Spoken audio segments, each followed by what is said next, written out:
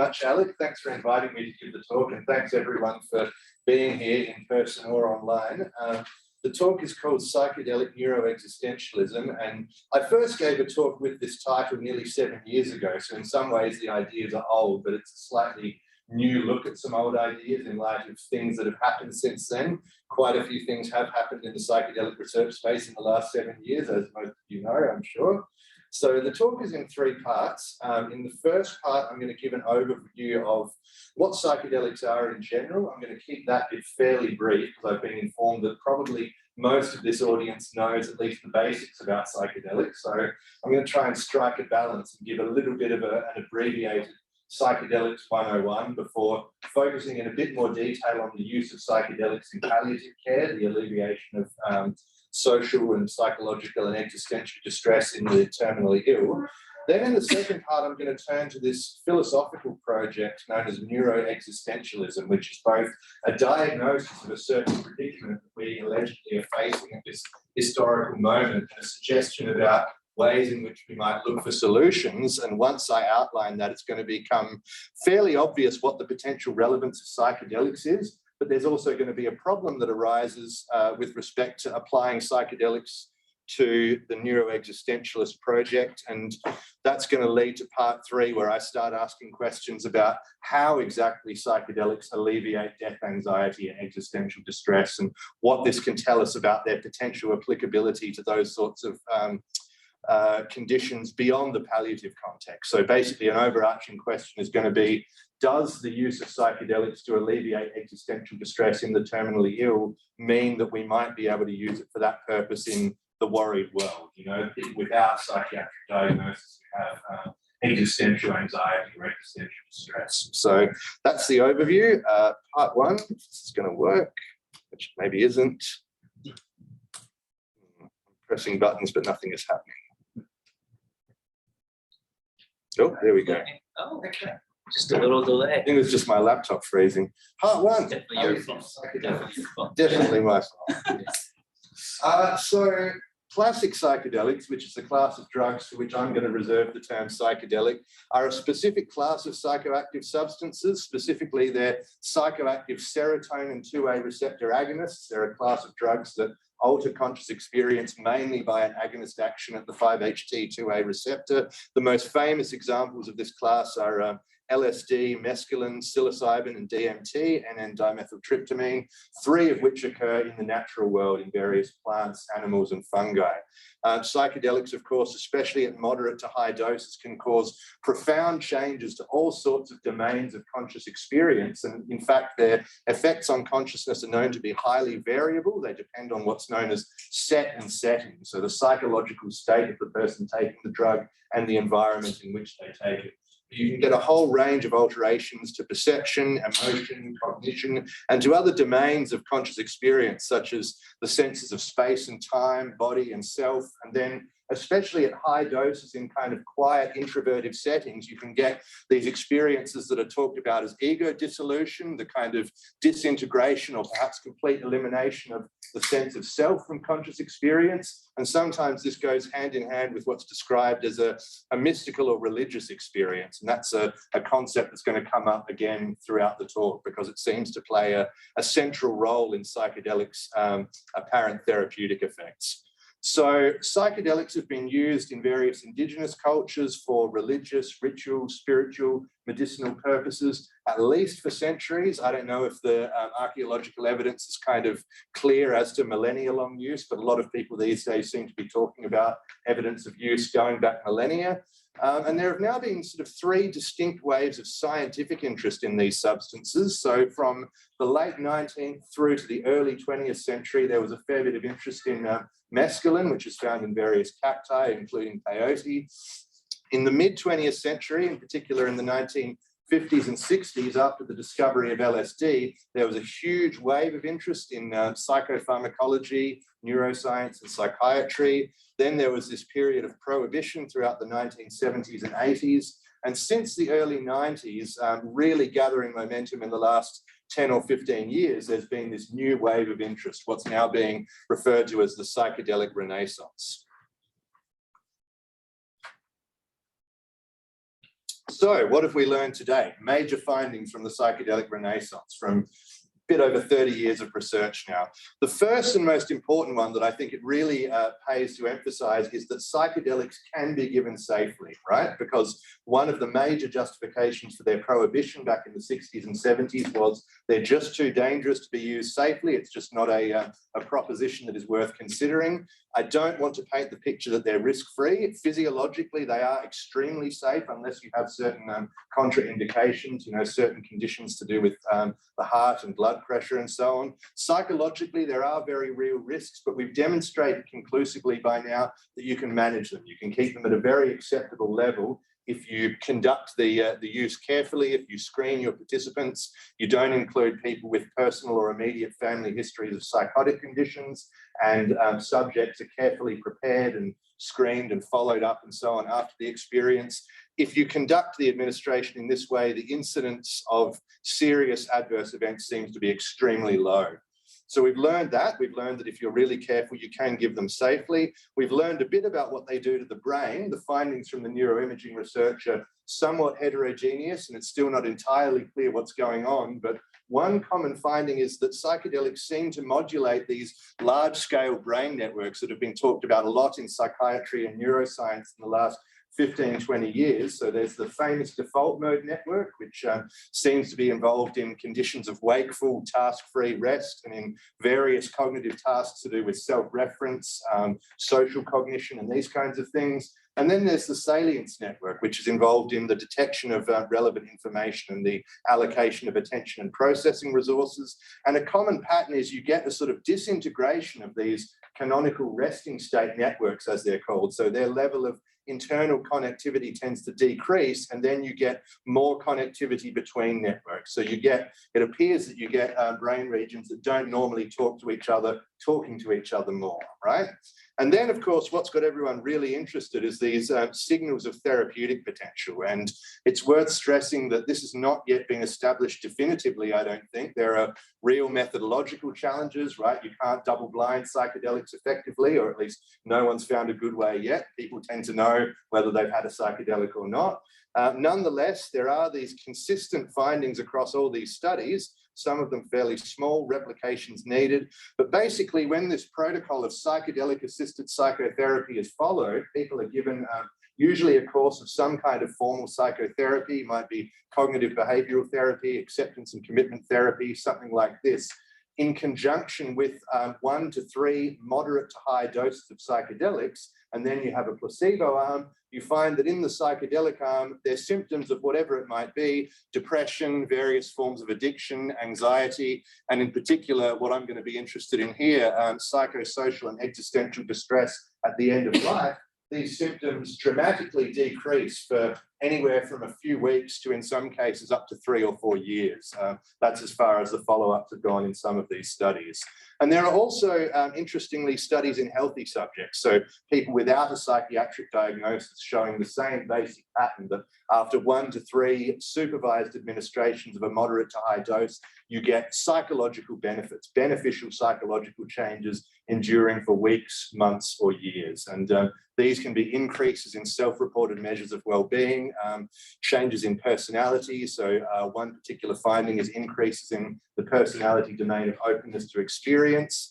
And across all these studies, across both the therapeutic and the transformative studies, there is this consistent finding that the lasting psychological benefits are predicted most strongly not by the dose of the drug, but rather by psychological variables, by psychometric constructs that quantify aspects of the acute experience. So as I said, psychedelics' effects on conscious experience are highly variable. You can administer the same dose by body weight to everyone in this room, if you like, under identical conditions, and everyone is going to have a somewhat different experience. And then you can throw this whole barrage of questionnaires at them to find out what kinds of experiences people had.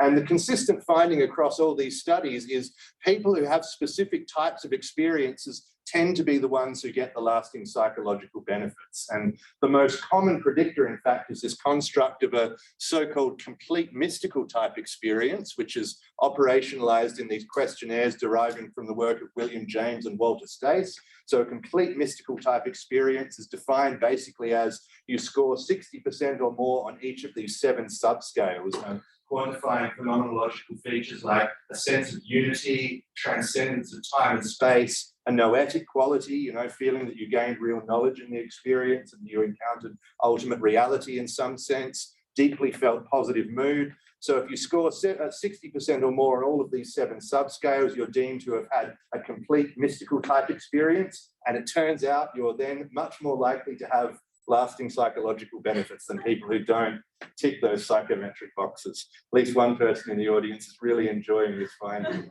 so excited about that. It's great, isn't it? Yeah.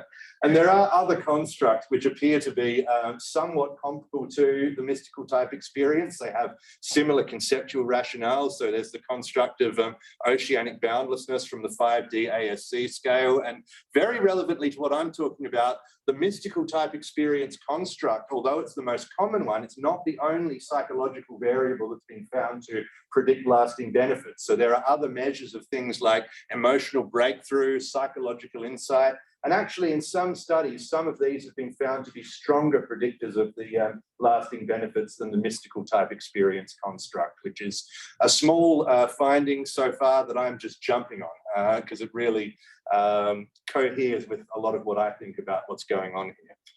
So that's pretty much my Psychedelics 101. I'm now going to start getting a little bit more specific, and I want to talk about the best studied therapeutic indications so far, at least in research that's been published to date, and this is the use of psychedelics in palliative care. So for the alleviation of anxiety, depression, and existential distress in the terminally ill. So there are a couple of smaller studies, one in psilocybin, one with LSD from sort of the early 2010s, and then from 2016, there are 2 not large, but decently sized double-blind randomized controlled trials, one from Johns Hopkins, one from NYU. There's 80 subjects in total between the 2 studies, and they report similar findings. So large reductions in depression, anxiety, death anxiety, psychosocial distress, lasting, you know, I can't remember what the shortest follow-up was, but I think at least 6 to 12 months in both of the studies. And one of the studies did follow-ups up to 3 or 4 years and found that the benefits in the patients who were still alive were still largely maintained. So to my mind, when you combine this picture, this sort of emerging picture of the capacity of psychedelics, psilocybin in this case, to durably reduce existential distress in the terminally ill, with these other studies showing that psychedelic-induced mystical type experiences can lead to lasting psychological benefits for people without a psychiatric diagnosis, certain thoughts start to occur, right? Certain questions start to arise. If you're, like me, a philosopher who's interested in existential issues generally and existential angst that is not necessarily part of a psychiatric condition, you might start to wonder, well, could we use psychedelics to alleviate or remediate existential or psycho-spiritual distress in the worried well? Or could we use it, as many people have suggested, as a resource for spiritual seekers, people who don't have a psychiatric diagnosis, but who are somehow troubled by ultimate questions of meaning, purpose, what's it all about, this kind of thing? Could we somehow apply psychedelics to benefit these people and to improve their psychological, existential, and dare I say it, their spiritual condition?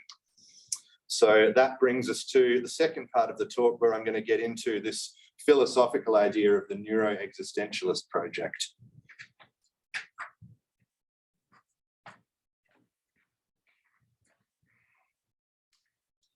So Owen Flanagan and Caruso, 2 philosophers, claimed a few years ago that dramatic advances in the neurosciences are leading to a new and distinctive wave of existential anxiety. I should say I don't know if this is true, right? This is an empirical claim. I don't know if anyone's actually gone out and done experiments to see if they're right. I just kind of believe them because it seems like that for me. I personally am existentially anxious and distressed, and it's partly to do with advances in the neurosciences. So it just sounded plausible to me and I ran with it. But I think it's worth noting that this is actually an empirical claim that could be tested. But their claim, in any case, is that with all the new strides we make year by year in mapping the physical and material bases of these cherished human capacities like self-awareness, decision-making, emotion, reasoning, and so on, this just makes plainer and plainer certain uncomfortable realities, namely, contrary to what we might historically have believed and contrary to what we might still like to believe, we are smart but nonetheless merely material, evolved mortal animals. We're thoroughly contingent mechanisms that have no immortal soul, no objective purpose for existence, no contra-causal free will. In other words, no ability to kind of choose what we're going to do irrespective of the prior chain of causation. This is the sort of picture, according to Flanagan and Caruso, that becomes more and more vivid and palpable as neuroscience advances, and that sits very uncomfortably for a lot of us with our everyday sort of self-conception. And the thought is that even among those of us who don't explicitly subscribe to sort of traditional religious doctrines or metaphysical mind-body dualism, we may still be operating tacitly with some kind of image of what sort of thing we are and what sort of thing a human being is that doesn't really sit very comfortably with this picture emerging from the mind and brain sciences of human beings as this sort of essentially purposeless, contingent, accidentally evolved mechanistic system. So they dubbed this predicament, this kind of new wave of existential anxiety emerging in response to advances in neuroscience, the neuroexistentialist predicament. So this is sort of the negative use, if you like, of the term neuroexistentialism. They're using it to refer to this problem that arises. But then they also propose a response to this predicament, which is what they call the neuroexistentialist project. And the idea here, which is very interesting, is that we can turn to the mind and brain sciences themselves, the very source of this problem, in order to try and find viable solutions to it. So the thought is that the very area of inquiry, the very area of human endeavor that's kind of giving us all this information about what sorts of things we are and how we tick and leading to this new wave of angst and anxiety, because it's giving us all this information about what kinds of things we are and how we tick, it might also give us clues about how to solve this problem, how to remediate this angst and anxiety, and how to identify the conditions for human flourishing and meaning making. So the proposal is that we turn to the mind-brain sciences and our ever-deepening understanding of how the mind and brain work to understand how to live well and how to flourish, and this bit's crucial, in light of an awareness of our situation as purely material beings in a purely natural world. So Flanagan and Caruso are not here in pursuit of solutions that might involve sort of closing our eyes to the problem or denying the uncomfortable realities, but they're asking, can the neurosciences help us find out how to live with these realities that we're discovering, not to kind of become persuaded that things aren't really so, but how to reconcile ourselves to the fact that things are so, and how to live well and flourish and find meaning in light of that. And so I take it that the potential relevance of psychedelic research to this project is just obvious. So what we have here is a new wave of scientific research into what I'm going to call a neurotechnological intervention that seems able to reduce existential distress and durably restore a sense of meaning, hope, and purpose. It seems like we have concrete evidence the administration of psychedelics can help people live well, flourish, find meaning, and reconcile themselves to their own imminent demise. And there are at least two ways, of course, in which psychedelic research could be relevant to the neuroexistentialist project. So one is just, well, we could give psychedelics to people who have neuroexistential anxiety in careful and controlled ways and, see if we can help them that way. The other option is we could try and learn from psychedelics, right? We could study the mechanisms whereby psychedelics reduce existential distress and see if we can then apply those to develop non-psychedelic interventions that might tap the same mechanisms and bring about some of the same results. So those are the options. They both sound pretty promising, but there's a concern that arises at this point, and it's a quintessentially philosophical concern. In fact, it's epistemological specifically, so it relates to the theory of knowledge for anyone who doesn't know the jargon. The concern is this, in the words of Michael Pollan in The New Yorker in 2015, is psychedelic therapy simply foisting a comforting delusion on the sick and dying? So when we look at this correlation, this very robust correlation between having a mystical type experience under psychedelics and having your existential anxiety durably decrease, if we look at this from the standpoint of philosophical naturalism, the view that the natural world is all there is, very closely related to views like materialism and physicalism. We don't need to get into the technical details, but you get the idea, right? The view that says the mind is just the brain, there's no God, there's no spirit realm, there's no cosmic consciousness. Conscious experience is somehow something that arises from or is identical to brain activity. When brain activity stops, conscious experience stops, like a light turning off, right?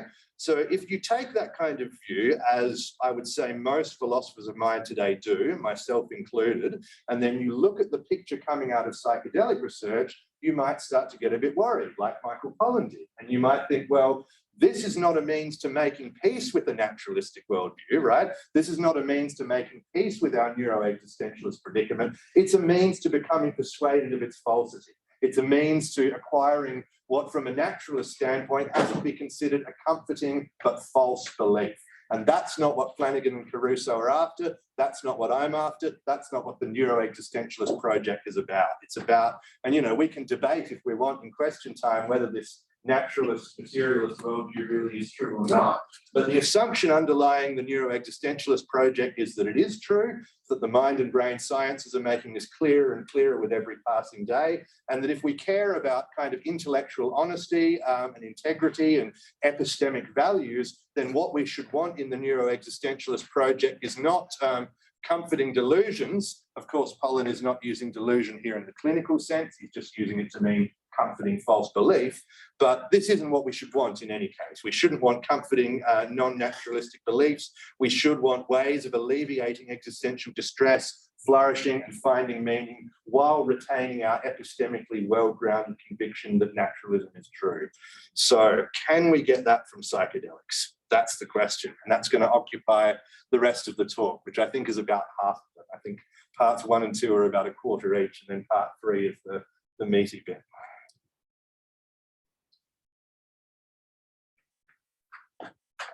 Is that about right? I like how I'm over time. I'm about halfway? Yes. Cool. All right. So the comforting delusion objection, as I call it, this worry that Michael Pollan is articulating in this question, contains both a mechanistic and an epistemic claim, right? So it contains a claim about how psychedelics actually work to alleviate existential distress and about whether that mechanism amounts to something that is beneficial or detrimental from the point of view of gaining knowledge, right? So that's the adjective epistemic for anyone who doesn't know it, relating to knowledge. So the claim here, the worry, is that psychedelics help. They decrease existential distress, that's the mechanistic part, by inducing false beliefs. And that's the bit that is partly mechanistic and partly epistemic. So to evaluate this, decide whether this really is a serious objection and a serious obstacle to using psychedelics in the neuroexistentialist project, we need to know how they actually produce these lasting psychological benefits. Now, several general theories of psychedelic therapy have been advanced. This is the main thing that's changed since I first gave a talk on this topic. There weren't too many sort of general theories of psychedelic therapy back in 2016. There are a few of them kicking around now. I'm not going to give an exhaustive survey or anything, but I'm going to go through some of them. And none of the ones I'm going to look at really focus specifically on existential anxiety and fear of death. And that fact actually makes this particular effect an interesting test case for them, right? Because some of these theories, mine included, say things about psychedelic therapy that sound pretty plausible when you look at other applications, when you look at sort of general treatment-resistant depression, anxiety, addiction, and these sorts of things, but they don't necessarily look so plausible when you look at reductions in existential anxiety and fear of death. So this is an interesting test case, as I say, for these various general theories of psychedelic therapy. Sorry to anyone who's listening whose theory of psychedelic therapy I'm going to leave out. It's not a totally comprehensive review, but trying to cover at least some of the major contenders. So here's one idea that's very rarely explicitly formulated or defended, but I think is sometimes just assumed. And this is what I call the metaphysical belief theory of psychedelic therapy. And this is just what it sounds like. It's the theory that psychedelic therapy works by changing your metaphysical beliefs. What are metaphysical beliefs? Beliefs about metaphysical things. What are metaphysical things? Well, they're kind of hard to define, right? Beliefs about what ultimately exists in reality, what kinds of things there are in reality is a decent working characterization. And so if you are an atheist, a naturalist, a physicalist, a materialist, you have a mystical type experience under psychedelics and you come to believe that there is a spirit world, there is an afterlife, reality is grounded in a universal consciousness, you have had a change in your metaphysical beliefs. That's all the characterization we really need to get up and running with the notion here. And so Alan Watts used the wonderful phrase, the joyous cosmology, in the title of one of his books about psychedelics. And so this is one way of thinking about the metaphysical belief theory. It says that psychedelic therapy works by inducing non-naturalistic metaphysical beliefs in a joyous cosmology, a non-materialist, non-naturalist cosmological vision. And it's a very natural thought to have, given this correlation between the mystical type experience construct and lasting benefits, because remember these features of the mystical type experience, right? It's an experience of unity, the dissolution of the sense of being an individual self distinct from the rest of reality. It's got this noetic quality, this feeling of gaining direct, certain, unmediated knowledge of ultimate reality, this transcendence of time and space, deeply felt positive mood. There's this whole picture that basically people are having this experience in which they seem to discover that reality at bottom is unified, it's conscious, it's alive, it's joyous, it's positive, it's uplifting, and it's very natural to think that they're therefore coming out of these experiences believing in a deep, profound way, not in a merely intellectual way, that reality is like this and that this is what is benefiting them psychologically.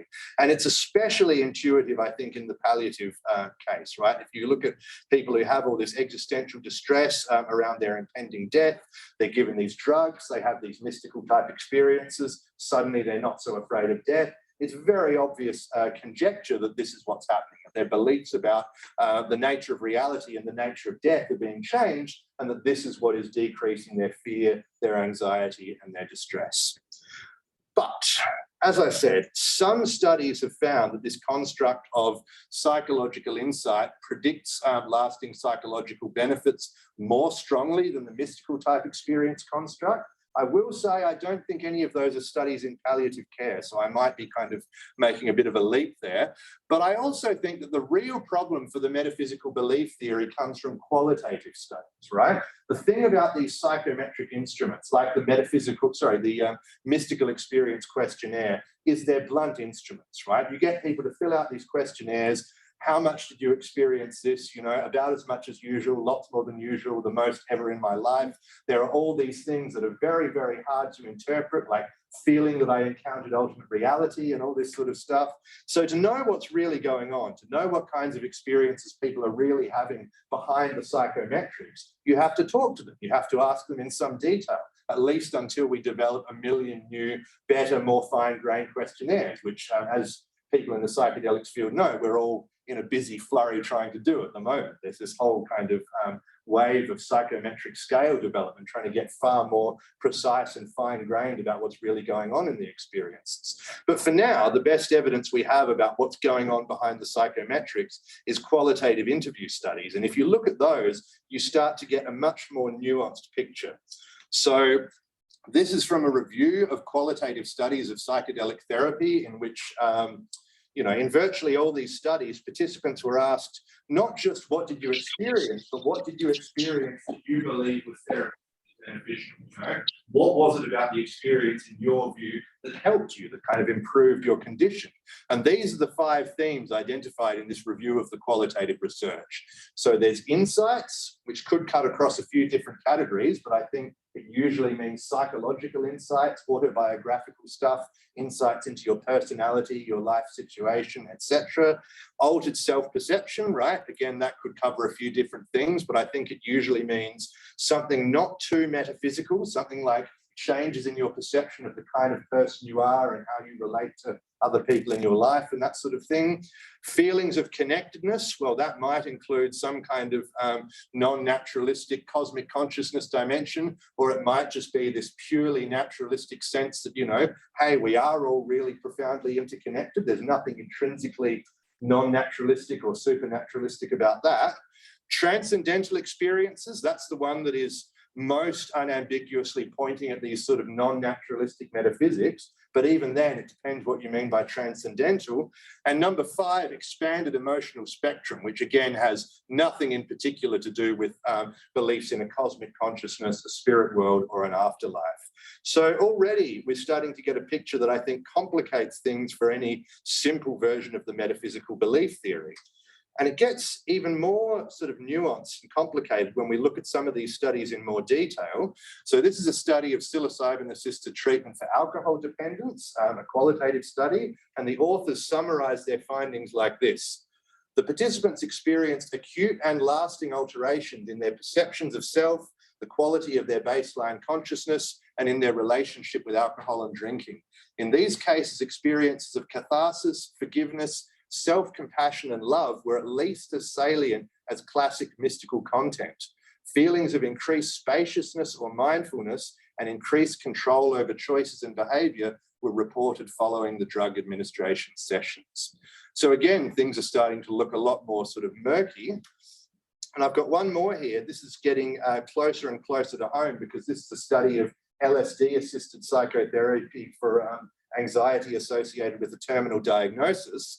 This is from Switzerland. The study was published 2014, the qualitative interviews in 2015. And these researchers say the changes observed by our patients were mainly dependent on emotional experiences, but these do not match the criteria for mystical experiences. This suggests incomplete mystical experiences that may be better described as peak experiences. Ego boundaries were certainly loosened, but not completely absent. Through an altered basic emotional experience, loosening of ego functions combined with pronounced self-referential processing of significant intellectual or emotional content, patients may gain a new perspective on themselves and a reduction of ruminations and ego-centeredness. So there's a summary of findings of a qualitative study in LSD-assisted treatment for psychosocial distress at the end of life that I think fits very uneasily with the metaphysical belief theory of psychedelic therapy.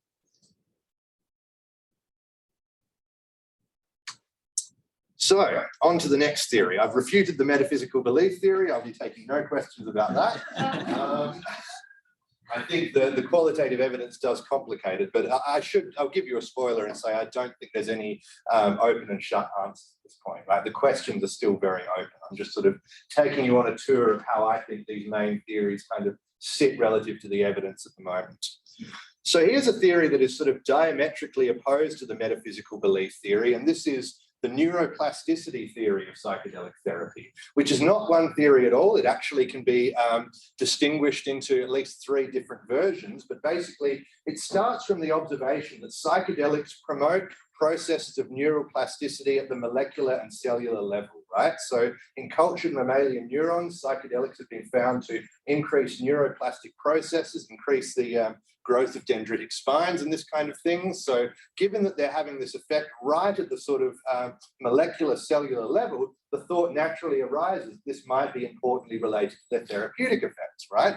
Maybe they're allowing people to kind of reduce their depression, reduce their anxiety, reduce their existential distress by catalyzing at the micro sort of neurobiological level all these processes of adaptive change. And as I say, we can distinguish at least 3 different versions of this theory, and one is what I call the implementational neuroplasticity theory. And this is basically the idea that what we're describing in the language of neuroplasticity is actually the same kind of process that we might describe in psychological vocabulary, the same kind of process that we might call learning, catharsis, insights, etc., just described at a different level of description.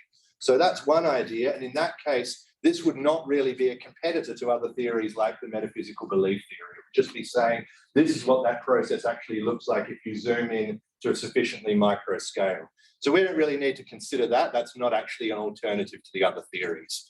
Then you've got what I call the pure neuroplasticity theory, which says, look, you know, psychedelics seem to have these neuroplastic effects in an experience invariant way, right? In other words, the fact that you can administer them to these neurons in petri dishes and you see all the neuroplastic processes going on suggests that this is going to happen every time you administer the drugs, right? Every time you give them to a human, at the micro level of neurons and synapses, it's going to kick off these neuroplastic processes regardless of what kind of experience it engenders, because we know that the experience varies, right? The type of experience you get can vary dramatically. On a naturalist, materialist, or physicalist worldview, at least of the kind that I favour, the experience itself is going to be identical to some complex pattern of activity happening throughout the brain, right? On physicalism, experiences just are complex patterns of brain activity, perhaps complex computational processes in the brain. So what this suggests is that every time you administer psychedelics, you get at the kind of molecular and cellular level these neuroplastic processes being catalyzed. You also always get some kind of altered conscious experience, some changed information processing throughout the brain on the macro scale. But that varies quite a lot, right? And the idea here would be that the benefits result not from these variable macro level brain-wide changes to information processing and conscious experience, but from these experience-independent, experience-invariant, low-level processes of neuroplasticity. So one way of putting it is that on a physicalist view, or at least on most physicalist views, all mental states are neural states, but not vice versa, right? There are brain processes and brain states that are not psychological states, but all psychological states are realized in brain states of one kind or another. And so this view, if you put things like that, is saying that the brain processes involved in psychedelic therapy are ones that are not realizing psychological processes. They're independent of the changes to conscious experience. And then you've got the theory that I actually defend in my book, which I can see at least 2 copies of on the table, which is quite nice. The 2-factor theory, which says actually both of these are probably, thanks. Both of these are probably playing a role, right? So you've got the psychological processes, some psychological processes or other involved, and then probably these experience invariant neuroplastic changes contributing as well. So you've got multiple convergent causal pathways involved in the therapeutic benefits. And it's worth noting that this sort of thing has been theorized in relation to SSRIs as well. There's evidence that they can catalyze neuroplastic processes and that they can alter emotional processing, and at least some theorists think that both of these constitute independent convergent mechanisms of therapeutic effect. So there's the 3 interpretations of the neuroplasticity theory. The only one we really need to worry about here is the pure neuroplasticity theory, because the other 2 are basically consistent with all the different psychological level theories. The pure neuroplasticity theory says, look, the experience, the trip is just fireworks, right? It's just side effects. It's just an epiphenomenon. It's not what's really doing the causal work in reducing people's symptoms, changing their personality, and so on. So what's the problem with this one? The problem with this one, I think, is that it has a lot of trouble explaining these consistent correlations between psychological variables and good clinical outcomes, right? Why would it be the case if it were just these, or mainly these, experience invariant changes to neuroplasticity doing the causal work? Why would you consistently find that not the dose of the drug, but rather the kind of experience someone has is the best predictor of whether they experience lasting benefits or not? Now, it's possible, of course, the psychological effects might be epiphenomenal. They might be doing no work in the therapeutic process or very little work, but I don't know of any reason to think that's the case, right? I don't think this observation that psychedelics can catalyze neuroplasticity at the cellular level gives you a good reason to think that the experience isn't doing much of the work. And I suspect that at least some of the time when people are attracted to this sort of view, it's on the basis of some reasoning along the following lines, right? We're all good physicalists, we're all good materialists, we think the mind is just the brain, so the real causal action must be going on at the brain level, right? It must be going on at the neuro level. But for reasons that are too involved to get into here, that's not a good argument, right? Because if you apply that sort of reasoning, the same reasoning applies to neural processes themselves, right? You might as well say, well, neural processes are just being realized by complex chemical activity, so all the real causal action is going on at the level of chemistry, and all the neural activity is just a high level, macro level epiphenomenon. And then you can do the same thing again. You can say, oh, well, all the real causation is going on at the level of fundamental physics, you know, quarks and quantum fields and whatever. So the chemical processes are just an epiphenomenon. So the point is, even if you're a physicalist, that doesn't give you any reason to adopt what the philosopher Karl Kraber calls explanatory fundamentalism, where you single out one level of description or one layer of reality and say, this is more fundamental and all the real causal action is going on here. So the philosophical issues are definitely difficult and complicated, and it's really hard to understand what's going on in these apparent cases of interlevel causation, you know, causation of cellular events by psychological states and vice versa. But the point is, you at least don't want to go for the idea that all the causation is happening at the neural level on the basis of this kind of argument, which is an adaptation of what's called in philosophy the causal exclusion argument, because if you apply that kind of reasoning, you're liable to end up saying that all kinds of properties and processes we think are kind of causally efficacious actually aren't. The same reasoning that might lead you to say, you know, the psychological states are not doing any causing, it's all the neurons, should also lead you to say the neurons aren't doing any causing, it's all the atoms and it's all the subatomic particles. So maybe there are other good reasons, but I suspect at least sometimes that's the sort of reasoning that tempts people to go down this line. And so here are some independent reasons why I think we should think that the experience is involved, right? Beyond the fact that you get all these correlations between the experiential variables and the lasting benefits, psychedelics target psychological factors, even in healthy subjects, that are independently implicated by a heap of independent evidence in the relevant pathologies, right? So if you look at the kinds of experiences that psychedelics induce, even in healthy subjects without a psychiatric diagnosis, they're targeting self-representation. They're targeting emotional processing. They're targeting attention and salience. They're increasing psychological flexibility and mindfulness. All these things that are found to be transdiagnostically involved in psychiatric disorder. And then there's the kind of inverse PTSD reasoning, right? Where people say that, look, we know that intense, overwhelming, emotionally valenced experiences can have lasting, profound consequences for psychological functioning. When it comes to psychedelic-induced mystical type experiences, people are consistently saying this is one of the top 5 most personally meaningful, important, memorable experiences of my life. So it's sort of like, at least I want to suggest you can think of it as analogous to the kind of experience that might lead to PTSD, but with a positive emotional valence. And so it's a very loose analogy. I don't want to simplify what are undoubtedly some very complex realities, but the idea here is that if someone is having an experience that is emotionally positively valenced and that they're saying is the most important or among the 5 most important experiences of my life, it would be very surprising if it didn't have a lasting effect, right? You would think a priori that it would have to be doing something durable to their cognitive processing. Anyway, I've now refuted the pure neuroplasticity theory. I will not be taking any more questions on that. Now we move on to the theory of psychedelic therapy that everyone's been talking about in the last few years, the Rebus model of Carhart, Harris, and Friston. So this is the relaxed beliefs under psychedelics model, and try and evaluate the model independently of whatever you might think of the acronym. So this is rooted in predictive processing theory.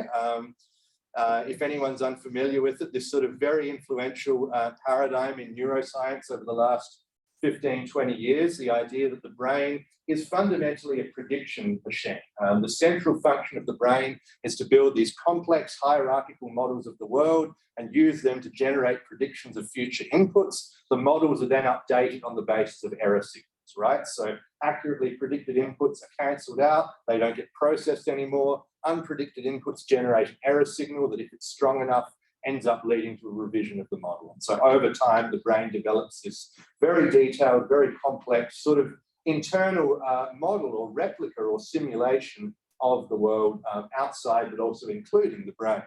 And so the picture that Carhart, Harris, and Friston have in this predictive processing context is that psychedelics target the very highest levels of this generative model, as it's called, because this predictive model is supposed to have a hierarchical structure, right? So in the lower sort of sensory perceptual areas, you've got representations of very concrete features of the world on very brief spatiotemporal scales, so colors, shapes, whatever in the here and now. You go up and things get more and more abstract. The spatiotemporal scale get larger and larger. You get objects persisting over time, events, situations, and maybe right up the top, you get things like I exist, you know, I am distinct from the rest of the world. Events happen in space and time. Causes precede their effects. Contradictions aren't true, maybe, stuff like this, right?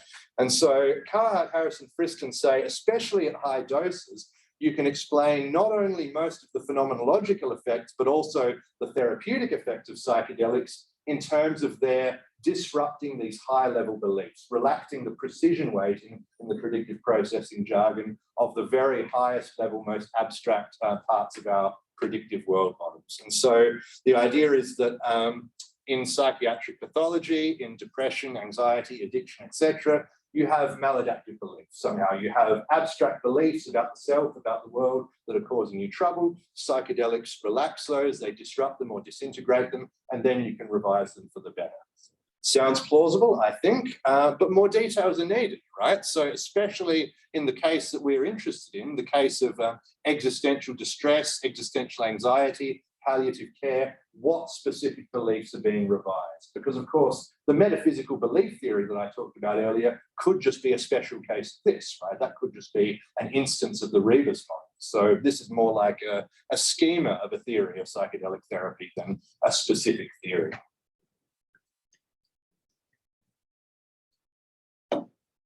Time check, Alec.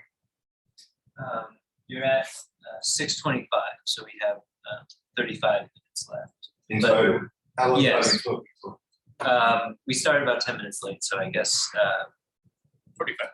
45, I'll try and wrap up quickly then. Okay. I'll skip over my theory. No one wants to hear about my theory, the right one. So my theory, developed in collaboration with Professor Philip Gerrans, is the self-unbinding theory. And it's also a predictive processing theory. It's rooted in this same overarching theory of brain function. But we have this particular story about how what we call, borrowing a term from Thomas Metzinger, the self model, the mental representation of the self, works in a predictive processing context. And our theory is that the self model importantly has a binding function. In other words, what it does is integrate mental representations across different domains, different levels of processing, by attributing them all to this single unified underlying entity, right? So I have mental representations of the situation I'm in now, the fact that I'm giving a talk, mental representations of the hotel I'm staying at, mental representations of the people in my lives, mental representations of my hands and arms and whatever. And the idea is that somewhere towards the top of the predictive model, the brain is kind of binding or tying all these together into a sense of a unified, integrated entity by saying all of these different things belong to this one core thing called me. In the same way that, you know, in low-level perceptual processing, we say that, you know, the visual cortex is processing the color of this can in one region, it's processing the shape in another region, it's processing the location in another region. How do they all come together? The process is known as cognitive binding. And there are different theories about how it actually happens, but this is what binding is supposed to be. It's this integration of representational parts into representational wholes. According to predictive processing, this happens by the generation of models that postulate the existence of a single entity. So somewhere sort of higher up in the visual stream, according to at least some predictive processing stories, there's a model that says, there's a thing called a can. Obviously, it doesn't literally say that, right? But it models the existence of a single object in which all these attributes of color, shape, location, and so on in here. And that is what binds them all into this unified representation. So Philip and I say, likewise with the self, right? All this self-relevant information across levels of processing, levels of abstraction, sensory and cognitive modalities, all gets unified by this model somewhere up the top that says there's a single thing called me that all these different properties belong to. And what psychedelics do on our story is they unbind the self model. So by targeting the systems, the default mode network and salience network that engage in this function of self-binding, they sort of cause representations to become unstuck from the self, and that gives you some space. It gives you a window in which you're less confident than usual about who you are, about what attributes belong to you, and you can try on new self-models and see if there are some that fit better and are kind of more adaptive and healthy and so on. So on this view, revising pathological self-related beliefs implemented in this particular predictive processing style is the core therapeutic mechanism. And again, I want to say, well, to me at least, this seems pretty plausible for things like depression, addiction, and so on. You have these negative core beliefs and all these problems of self-representation that show up in these conditions. But it's far less clear how it works in end of life, right? It's far less clear how revising your beliefs about who you are, the kind of person you are, the kind of life you have, could alleviate your existential distress and reduce your fear of death and this kind of thing. Well, here's one possibility. I don't know what I think about it, but one possibility is that the mere liberation of attention from enslavement or bondage to self-related concerns is enough, right? And so the idea here would be that a good deal of existential angst is generated just by this incredibly rigid hyper-focus on the self and its predicament, right? The situation that the self is in, for someone with a terminal diagnosis or even just for someone with existential concerns, is this hyper-salient thing. It's like a car crash. You can't take your eyes off, right? So you're just driven again and again to focus and ruminate on your predicament, your existential situation, your mortality, and so on, until it just fills your entire world and there's no room for anything else. And so it sounds kind of almost insulting and definitely trivializing to say that, you know, you just need to broaden your attention, you just need to take a broader perspective. But actually, if you look at some reports, they do suggest something like this. Some first-person reports from trials of psychedelics for existential distress really sound like this is at least part of what's happening. And by the by, we have a story about how this results from the unbinding of the self-model. Philip and I sort of fill in some details about how when you disrupt these self-modeling systems, you get this kind of broader, more freewheeling attentional focus. So the attribution of salience, importance, attention is no longer a function of what you represent as being important to you. And attention and salient can be captured much more readily by, you know, more or less random, or at least more self-irrelevant features of the environment and of the world. And so here you have someone from the study of LSD in terminal patients saying, it was less about my illness. I was able to put it into perspective, not to see oneself with one's sickness as center. There are more important things in life, the evolution of humankind, for example. Your inner ego gets diminished, I believe, and you are looking at the whole. You are indeed starting to build relations with plants or with the entire living world around. You think less about yourself. You are thinking across borders. And then here we have someone from a trial of psilocybin-assisted therapy in end of life. This person says, I feel like a whole bunch of crap has been dumped off the surface. This stuff that made my world shut down so much and made me look at the ground and watch the clock numbers clicking by. There's life and so many things going on. Just watching that tree over there blowing in the breeze, seeing people in the street and all the different people in vehicles rushing by. I just feel good about being alive. This is a person with a terminal diagnosis. It's always there. We just don't notice. And I'm trying to notice and not forget that I can see it at any time. I can hear it at any time. It's like waking up in the most profound way that this is really what life is. It's really like this. We're just not noticing. So I think the self-unbinding theory shows promise. I think it's at least not obvious that messing with self-models could be the core mechanism involved in decreasing existential distress. But more empirical data are needed, right? There's a whole bunch of other stuff I haven't talked about. There are some interesting correlations between metaphysical belief change and increases in well-being that complicate my story a bit.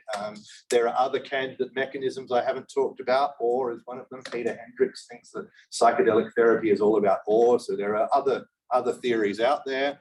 But anyway, the general question that I think needs to be addressed more precisely and in more detail than it has been so far is, by what mechanisms do psychedelics reduce death anxiety? And there are some researchers out there who, from an existential psychology viewpoint, are suggesting that the reductions in death anxiety themselves might be a kind of core transdiagnostic therapeutic mechanism. which is a very interesting thought, but it still raises that further question.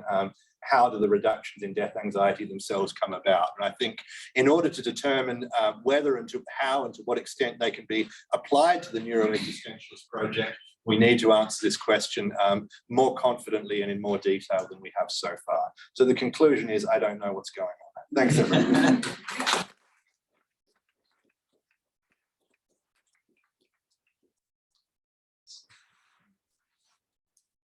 Well, this is muted, so I don't, can people hear online? Can someone give a thumbs up if you can hear from like way out here? Okay, so it looks like it picks up the whole room. I'm just gonna mess with this so people can have the display look a little different, but not just your lovely face. My nostrils. Yeah, you look great. Yeah, but please ask questions. Love to engage in discussion here. I'm gonna mess with the display here.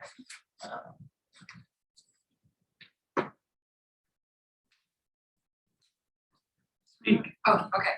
So thank you for the talk. I have a question about like what you were getting to at the end.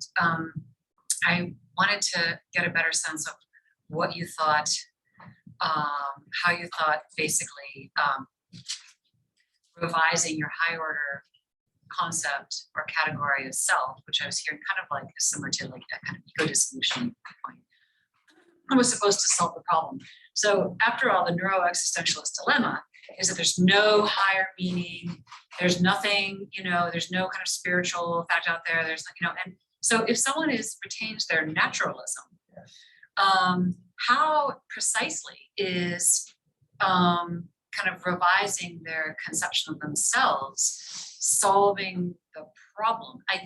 The only thing, I thought, well, maybe they care less about themselves, but that's not solving the existentialist dilemma, or is it? They don't matter. If it's like, well, it doesn't matter anymore, so I'm just going to die. I don't care about that anymore. That doesn't strike me as the solution that was being looked for. Yeah. So I'm just wondering if you could say some more about how precisely this was supposed to address that. Yes. So the idea is that by giving you an experience in which your attention is liberated from focusing on the perils and prospects and problems of the self, you can see that the glass is half full. Actually, as trite as it sounds, that's the nature of the solution that's being proposed. Neuroexistentialist anxiety results from a focus on the glass being half empty. The fact that, there's no objective meaning, we're mortal, we're finite, etc. I guess the thought is that life, if you're fortunate enough to be kind of worrying about existential issues, is also kind of amazing and incredible and beautiful and awe-inspiring for all its kind of finitude and purposelessness and so on. And that by having this experience in which your attention is liberated from focusing on, well, yeah, it's as simple as that, the glass half empty side, you can see the glass half full side. So why isn't it just better to take a bunch of drugs than other drugs? Like, why isn't it just better to like have a bunch of heroin or like, so like if you think about various solutions to like, why should we just be addicted to all kinds of drugs that are going to just send us off and have us lose touch with reality? Like, I see that might be the explanation. I just don't see it as a solution to the neuroexistentialist dilemma. Well, so I think you're seeing something real here, right? So I think if you think back to that person who had the psilocybin, who was saying, I'm noticing the trees blowing in the breeze and all the, majesty and beauty of nature and so on. These are real things. These are real aspects of reality they're coming into contact with. They're seeing, in a certain sense, what reality really is like. Now, it's like other things as well, right? It's also, meaningless and mortal and terrible and all this kind of stuff. But I think compared to someone sort of drifting off into a heroin trance or whatever, I think the psychedelic mechanism is epistemically better.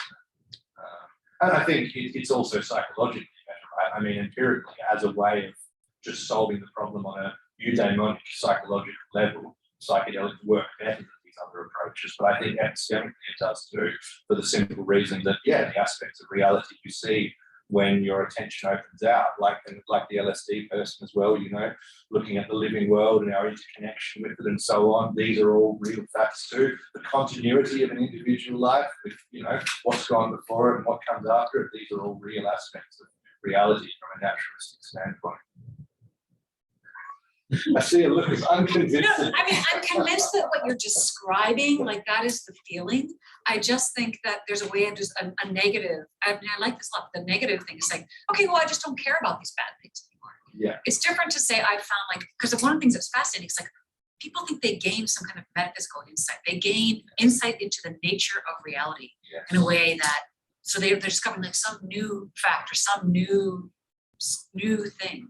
But that's not the answer that you're giving us. You're saying, no, they see all the facts that are there, they appreciate them differently, and now they just don't care anymore about themselves. That's a different solution. I don't think it's that they don't care. People use the phrase a broader perspective again and again. It's not that you suddenly come to think that it's great if you're going to die, but you see that that's not the only fact there is, and that maybe the level of concern, distress you've been devoting to that actually has no objective warrant. It kind of touches the mindfulness you were talking about in psychiatry. It's kind of a state where you don't cast judgment on what it is. It could be good, bad. You're just able to live with that fact there. It doesn't say you're less meaningful or whatnot. It seems like psychedelics somehow help with that state. You're not casting judgment whether it's good that we're all materialistic. You can build all these layers and build it up or the other way, but you're just able to kind of live with that. And maybe that is the insight is, I'm actually okay if that's a possibility, or maybe it's something else. Yeah, look, I think that can be part of it as well. And I think the prevalence of mindfulness and acceptance as themes in psychedelic experience reports points to this kind of thing, right? Seeing that kind of the demand that you have been imposing on reality to be otherwise is in some sense optional, right? There's nothing compelling you to kind of have this, but that is getting very close to, I think, what worries Laurie, that this is just a stopping caring about it. I think I'd like to pursue this more, but I thought that the fact that you used the word appreciation was interesting, because that actually is a concept that I've thought for ages is potentially important here. But I think you're onto something. I'm not saying that. I just think, there's some issues. no, there is a question to be answered there. I've been pushed on this before. Two comments, one empirical and then one follow-up on Laurie's point. The empirical point is that the correlation between the mystical experience and the clinical benefit, I think you're overstating a bit given the more recent literature. So that was there in the early Carhart-Paris paper. It was there in some of the end-of-life papers. But if you look at the follow-up on the Ross end-of-life paper, the correlation goes away. There's no correlation between mystical experience and 3-year outcomes. Yes. And if you look at the Davis, the Hopkins large controlled depression study, there's no correlation between mystical experience in that study and improvement in depression scores, which was a larger study than the early ones in major depression. The largest study is the Compass study with over 200 people in major depression, and they have not yet published this kind of qualitative stuff. And then there's the USONA study, which is more than 200 people with major depression, that even the primary outcomes. So there's more data on the horizon. But we have to be cautious about taking that correlation as a starting point. There are also statistical reasons to be cautious about that, because there's all of the things they're measuring are correlated with one another. And so the fact that you see one correlation here doesn't give you remit to assume that there's a causal relationship there. So I just want to caution, I don't think that's essential to the talk, which I loved, but that as a starting point, I don't think is as strong as you're describing it. And I don't think it's as strong as it was when you wrote the introductory chapters of this book, because of more recent data. I haven't kept up with things as well as I would have liked in the last couple of years. So then there's a couple of some of the recent data. Now we'll see when these 200-person depression studies publish that kind of data, which I hope they will, and I wasn't sufficiently involved with those studies to have access to that data, then we'll have really, an order of magnitude more subjects to look at, so that will help. Okay. The other thing I had a point very similar to Laurie's. Both the Rebus model and your model smack to me a little bit of what I have disrespectfully called the whacking the TV model, which is like the TV is in a bad state. It's not doing what it's supposed to be. A TV is an old kind of video screen. So you got lines across it and you whack the side of the TV and poof, sometimes it settles into its proper functional state. But the question is, why is whacking the side of the TV a good thing? Right? Why is simply shaking up it might be sometimes. It might be in the existential distress, I'm about to die state, because people are in an about to die state. And so anything is, you shake the snow globe and it's more likely than not, for entropic reasons, to settle into a preferable state. That might be, but that doesn't apply necessarily to depression, drug addiction, and it certainly doesn't apply necessarily to the positive effects that people without any core psychiatric distress experience. So even if these models are sufficient to explain this case, I don't think that it's hard to generalize that, at least in my intuition. And it's not very satisfying to me to come up with a unifying understanding of what's going on that only applies in this case and doesn't generalize, because the transdiagnostic and even extra diagnostic benefit of this experience is one of the most fascinating things about it. Yes. So The piece that I think is missing is I think that there's value in both your model and the Rebus model in this idea that we're shaking up some kind of pathological or maladaptive structure. But I think that we need an additional piece to explain why that's a good thing, why you settle into a more adaptive framework. And the way that I've thought about that, something else that I would critique in these models is I think that they are dissociated from the brain as an evolved organ and the way it actually works. So there are these drugs mimic neurotransmitters, and neurotransmitters are in evolved systems in the brain that do specific things. So the reason that drugs can cause pain or stop pain is because they interact with an evolved system that processes pain. The reasons that drug can cause pleasure or lead to addiction is because they're interacting with evolved systems that cause reward, that mediate reward.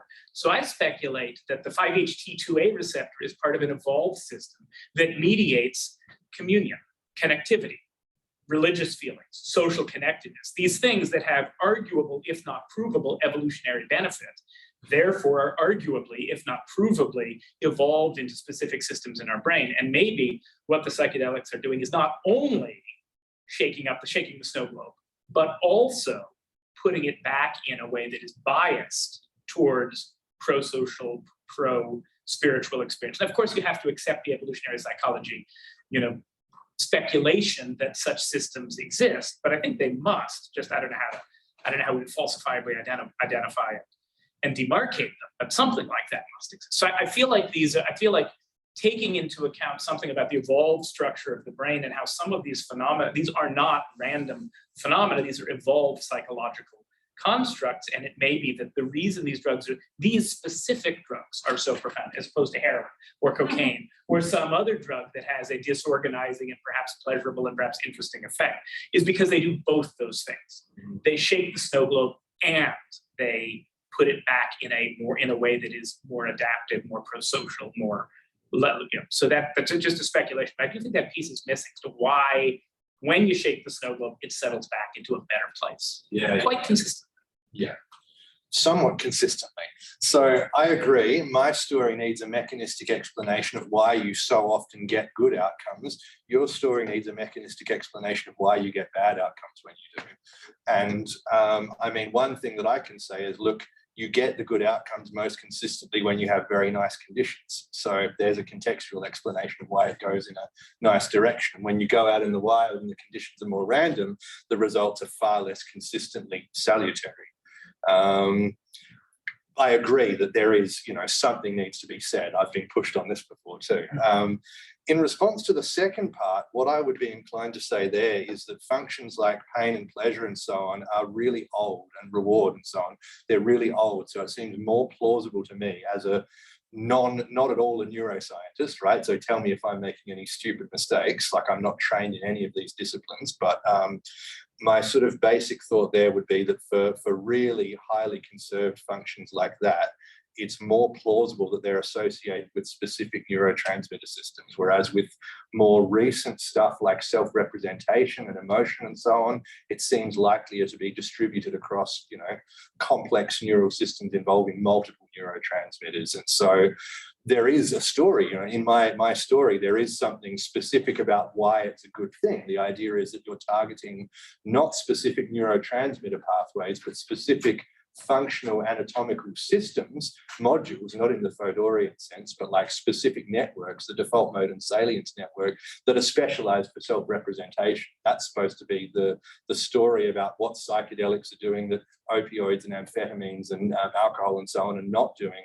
that makes them therapeutic, is the idea that, you know, you have these, in pathology, you have these rigid dysfunctional self models that are kind of doing all this stuff to regulate attention and salience and emotion across all sorts of neural systems. And maybe even in situations without the psychiatric diagnosis, you might still have somewhat rigid and inflexible self models, and that then kind of opening them up, revising them, introducing a bit of flexibility into them, unless you do it in a bad direction and then insert the contextual story, is what sort of explains, is why whacking that part of the TV is a good thing, you know?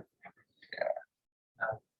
We have two folks with their hands up, Brendan here, you can unmute yourself.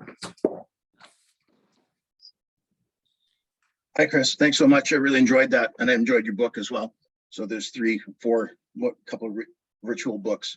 I'm a philosopher, trained as a philosopher, but I had the great privilege of working in a hospital for the last 20 or so years.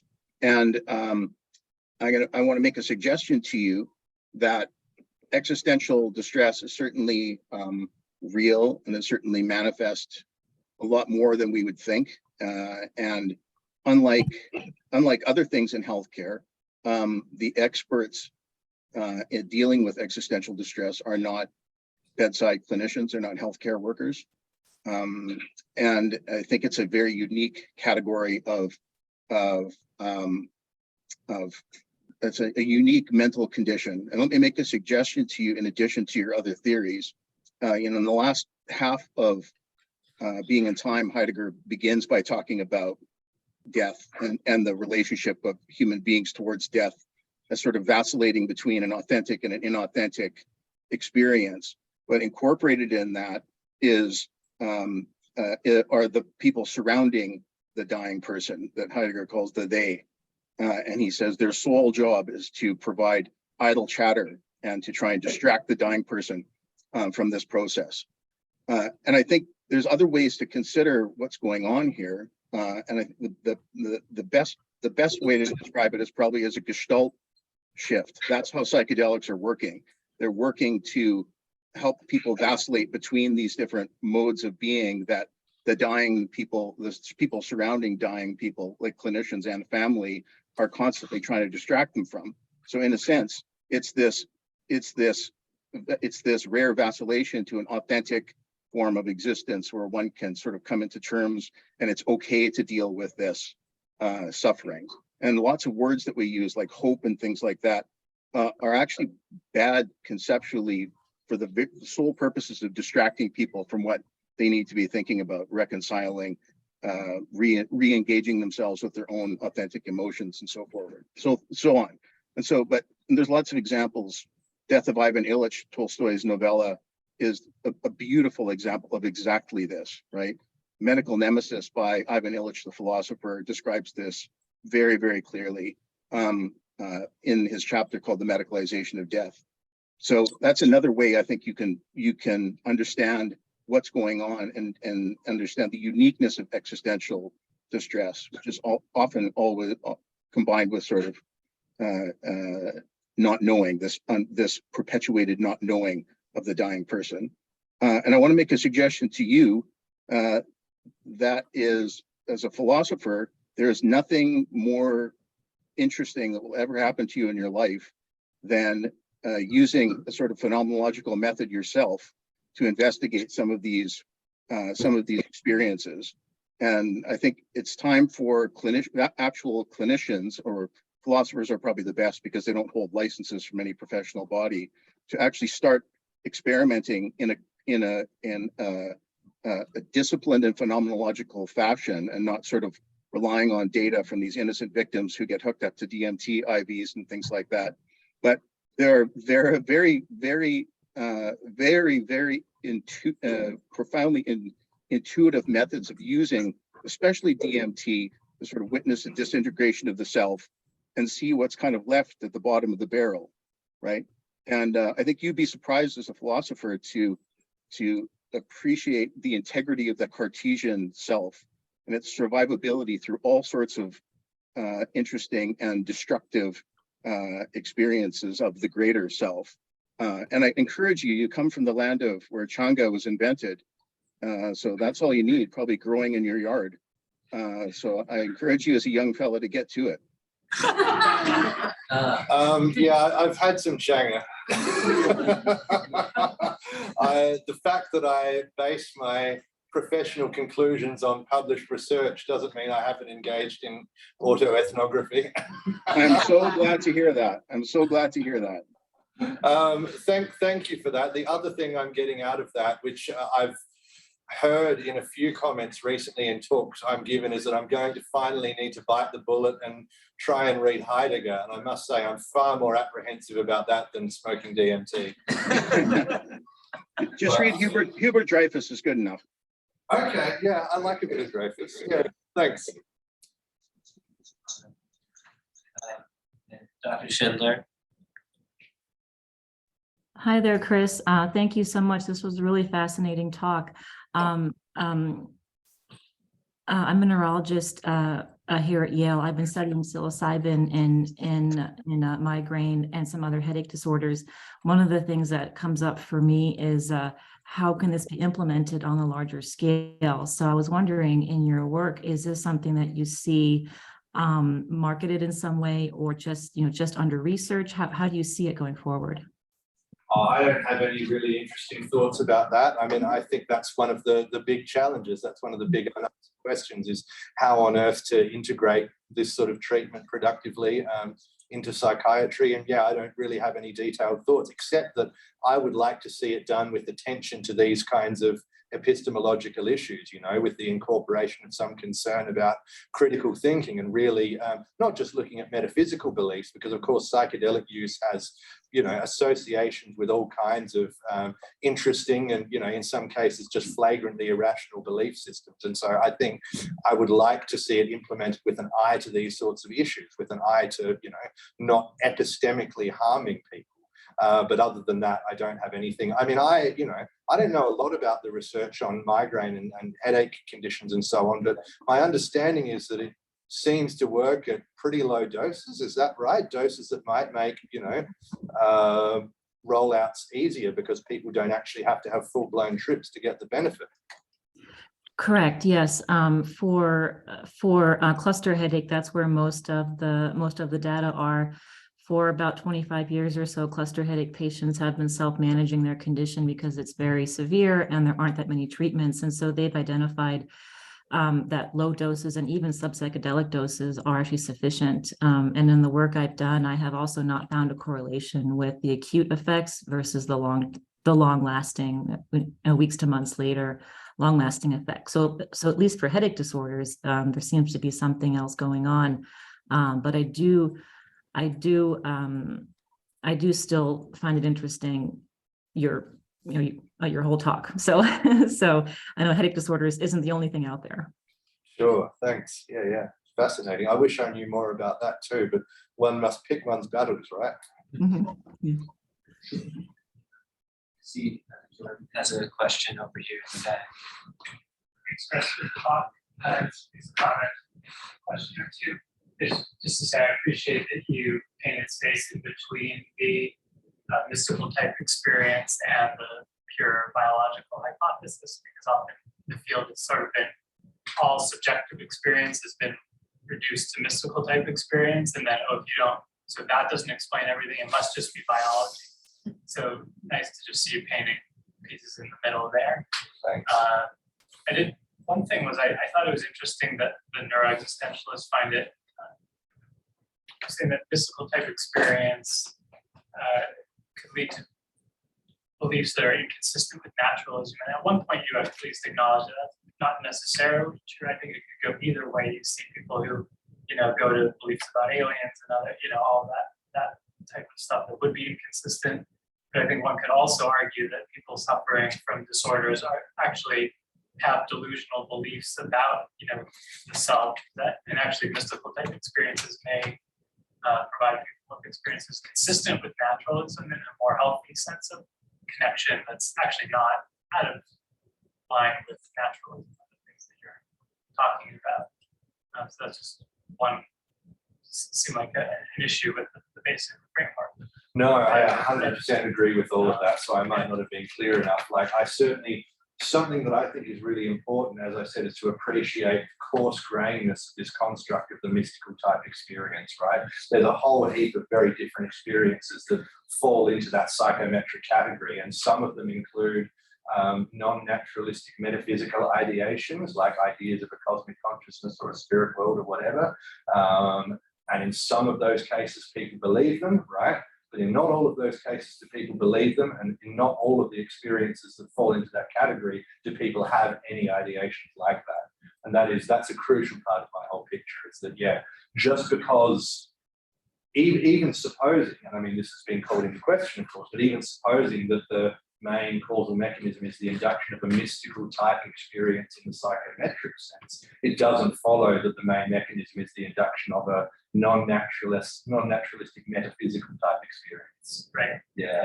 And then just one related question, that something we've studied here, and my colleague Jeff Gusk's face is up there on the screen. We've been looking at psychological flexibility, which you mentioned as a mechanism. And I'm just curious to ask the relationship in your mind between psychological flexibility and self-unbinding, because it seems like maybe one may be a case of the other. Yeah, I think so. I think psychological flexibility results from self-unbinding, absolutely. It results from this weakening of self-related priors, relaxing the precision of self-related priors, and then you no longer have such high confidence in all these hypotheses about who I am and what I need and what I can and can't experience and things like that. And then that constitutes an increase in psychological flexibility. I think, filling in some details, I mean, that's a thumbnail sketch, but I think the relationship is very strong.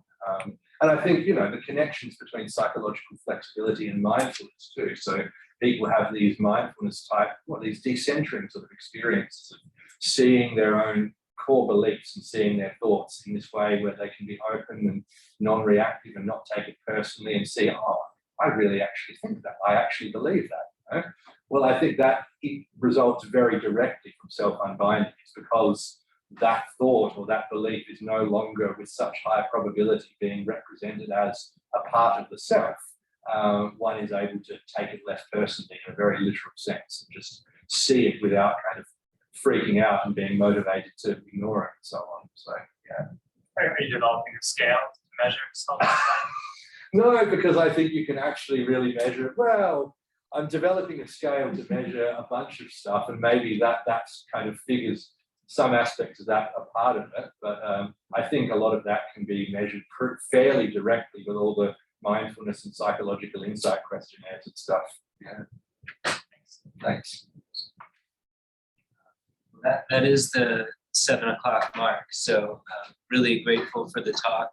I know me personally, it's the phenomenology of this work that's most interesting, less the hard science, and but it's really great to have someone kind of synthesize and in a systematic scientific way discuss the phenomenology. And so that was fantastic. Thank you for your time, and thanks everyone for being here.